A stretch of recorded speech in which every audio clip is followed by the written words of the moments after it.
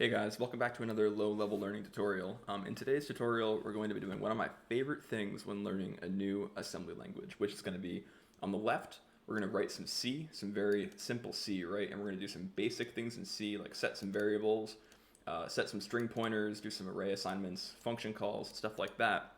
And then we're going to compile it on the left, and then on the right, see how it translates into assembly and use that process to learn the assembly language that it creates. So this is the output of the binary, and there's a lot of code here that for the purposes of this video to learn the assembly, we really don't care about. All we need to do is type slash for search in less, look for main, and it's going to be the first, second, third, fourth entry, okay? So this is the object dump output saying this is the address of the binary where main, the function, exists. And then everything south of that is the assembly language for the function main, right? So there's a lot that has to go on for a function to happen in assembly. We're not going to talk about all of it. We're going to talk mainly about what's going on to make these variable declarations happen, right? So when we're doing this, what I like to do is look for things that I call reality anchors, right? And a reality anchor is something that we have this chaos, right? This assembly language that we're not really sure where to even start. If you're new to assembly, this looks completely foreign to you. A reality anchor is a thing in our code that we know has to exist in the assembly.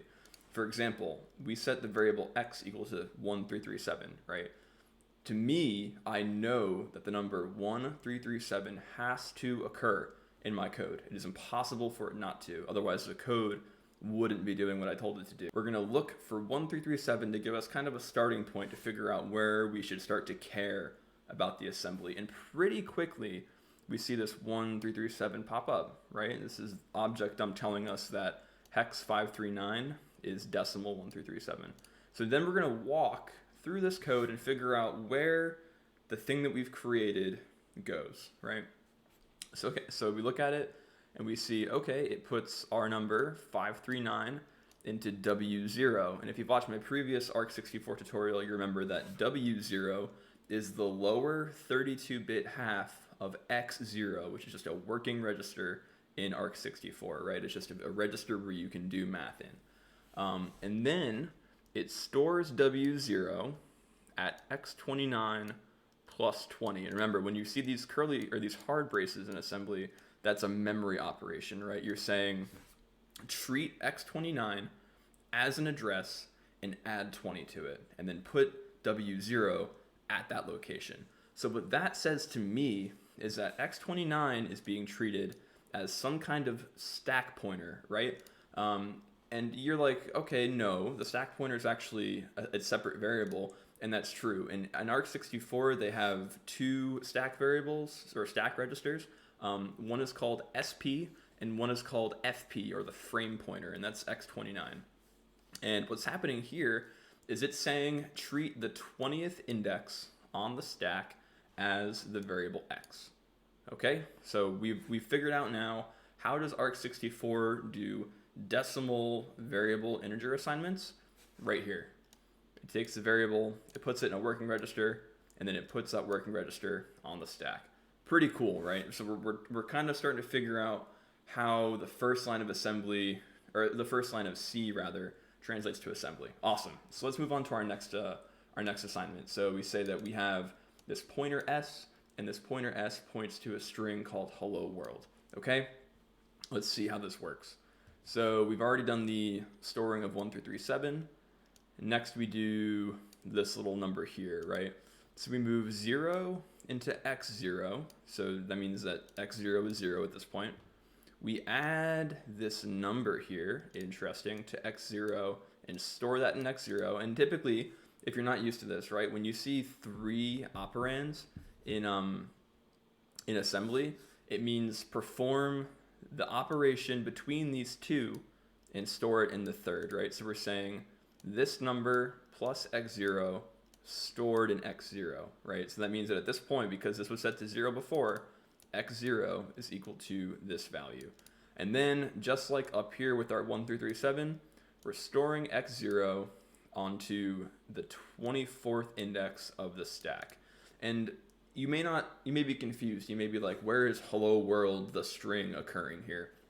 Well, when you actually write hard strings like this in C, what happens is that string gets put in the data section of the binary at compile time, and every reference to it is actually treated as a pointer. So this pointer 98A is the pointer into the binary where hello world lives. So now at the 24th index on the stack, the variable s points to our string, right? Pretty cool. So we figured out now how pointer assignments work in arg64. It's very similar to integer assignments.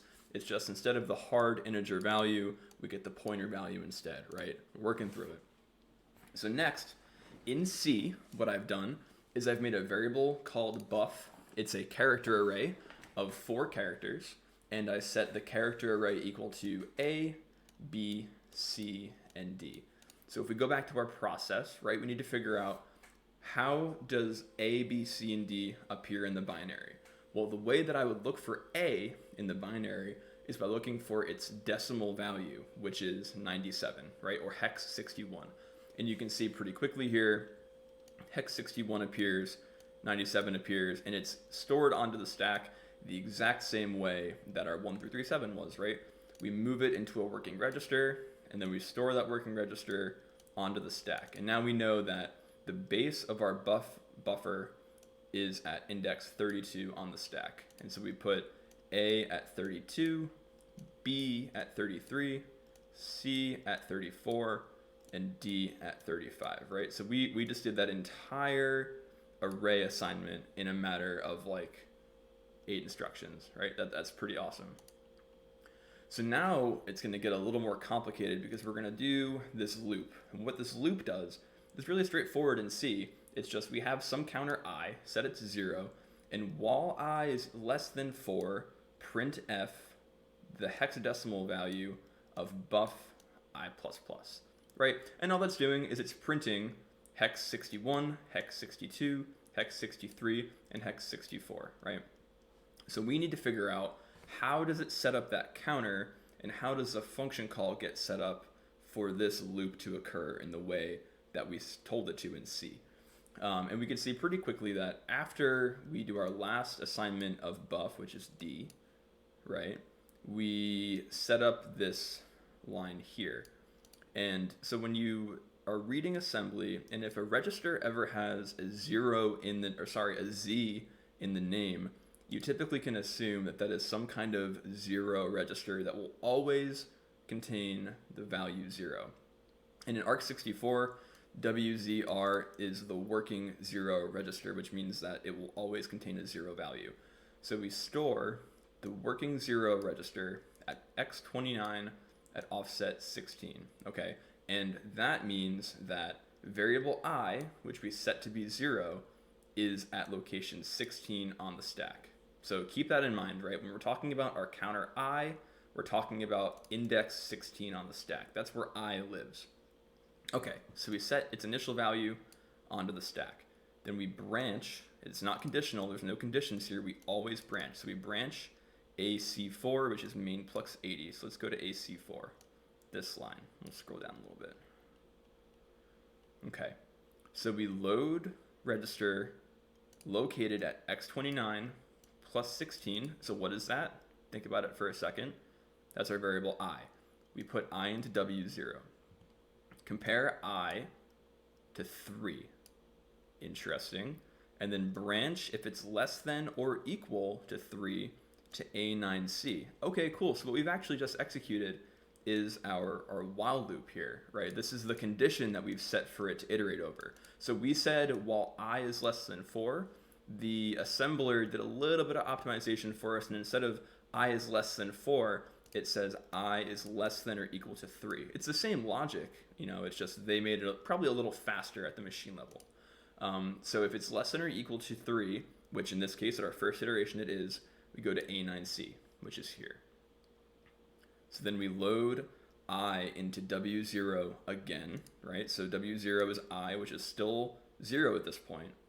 We add 1 to I and store it into W1, and then store that into i's location. Okay, so this is where we do I++, right? I++ is happening right here. So then we do SXTW, okay? Another assembly trick. When you see an X in an operation, typically what that's going to be doing is called sign extending. And the reason why we're doing a sign extension here is because we said that I is an integer. And we didn't say it was an unsigned integer. We said it was a signed integer. So what it's doing is it's expanding I, which lives in the 32-bit W0 register, and it's expanding it by its sign all the way out to X0. And then what do? We add 1 to, we add 20 hex, note that, that's important, 20 hex to X29 and store that into X1. Okay, so this is going to be a little bit of a trivia thing. I don't like how ObjectDump displayed this, but what is hex 20 in decimal?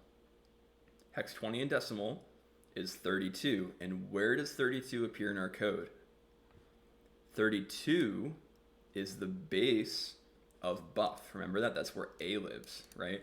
So this right here at this point, X1 will contain the base address of buffer, right?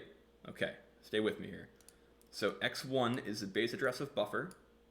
We add the value of I before its increment.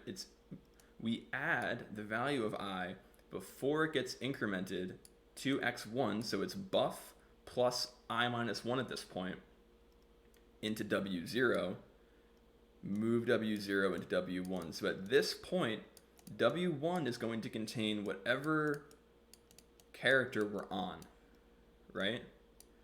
And then eventually we set up the format string, which is another string pointer in the binary for this string, right?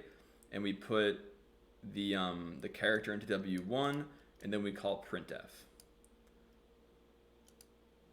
Once that's done, we do the loop all over again. We load I off the stack, we compare it to 3, and if it's less than or equal, we go all around again, right?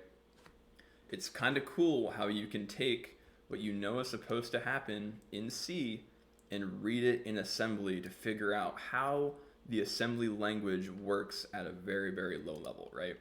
So then finally, once we've done this 4 times, we go to this compare again. I is no longer less than or equal to 3, so we move on.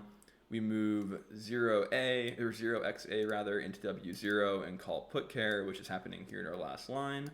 And then finally, we move the return value into W0, which is where in ARC64 the value is returned. It's an X or W0, and they're both the same register.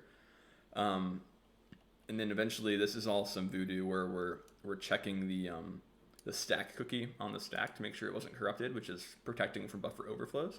And then we return, right? So what we've done here is we've taken what we know is supposed to happen in C and figure out how that happens in assembly after the compiler has done its job. I hope you've learned something from this. If you want to see me do this with other C constructs or other assembly languages, drop a comment, leave a like, subscribe, let me know. Anyway, I hope you guys learned something and enjoy the rest of your day. Have a good night. Bye-bye.